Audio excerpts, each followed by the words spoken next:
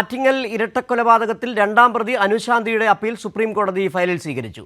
ശിക്ഷാവിധി റദ്ദാക്കി ജാമ്യം നൽകണമെന്ന ഹർജിയിൽ സുപ്രീം കോടതി സംസ്ഥാനത്തിന് നോട്ടീസ് അയച്ചു. വിവരങ്ങളുമായി CBC ജോസഫ് ചേരുകയാണ്. സിബി, ഈ അനുശാന്തി ആരോഗ്യ പ്രശ്നങ്ങൾ, അതായത് കാഴ്ച അടക്കമുള്ള പ്രശ്നങ്ങളുണ്ട്, കാഴ്ച ഇല്ല എന്നുള്ള കാര്യങ്ങൾ ചൂണ്ടിക്കാട്ടിയാണ് സുപ്രീം കോടതിയെ സമീപിക്കുകയും ചെയ്തത്.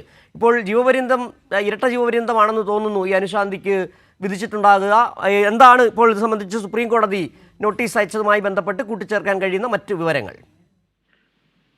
സിജു, ഈ 2014 ഏപ്രിലാണ് ഈ അനുശാന്തിയുടെ മകൾ, അതോടൊപ്പം തന്നെ 4 വയസ്സുവരെ മകളെയും പിന്നെ കൂടാതെ ഭർത്തൃ മാതാവിനെയും കൊലപ്പെടുത്തിയ കേസിൽ അനുശാന്തിയും പിന്നീട് അനുശാന്തിയുടെ സുഹൃത്തായ ഒന്നാം പ്രതി നിനോ മാത്തുവിനെയും കോടതി ശിക്ഷിച്ചത്. ഇതിൽ അനുശാന്തി രണ്ടാം പ്രതിയാണ്. അനുശാന്തിക്ക് ഇരട്ട ജീവപര്യന്തമായിരുന്നു ശിക്ഷ വിധിച്ചത്.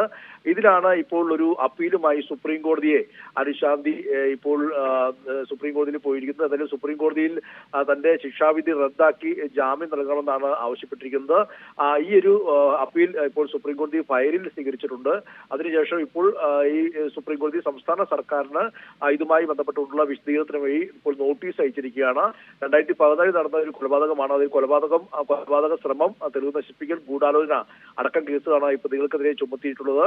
ഇതിൽ ഈ ഒന്നാം പ്രതിയായ നിനോ മാത്യുവിന്റെ വധശിക്ഷ നേരത്തെ ഹൈക്കോടതി റദ്ദാക്കി പിന്നീട് അത് വധശിക്ഷയ്ക്ക് പകരം പരോളില്ലാത്ത 25 വർഷത്തെ തടവ് ശിക്ഷയായി വിധിച്ചിരുന്നു. രണ്ടാം പ്രതിയായ അനുശാന്തിയുടെ ഇരട്ട ജീവപര്യന്തം ആണ് ശിക്ഷ എന്ന് ഹൈക്കോടതി ഡിവിഷൻ ബെഞ്ച് ശരിവെക്കുകയും ചെയ്തിരുന്നു.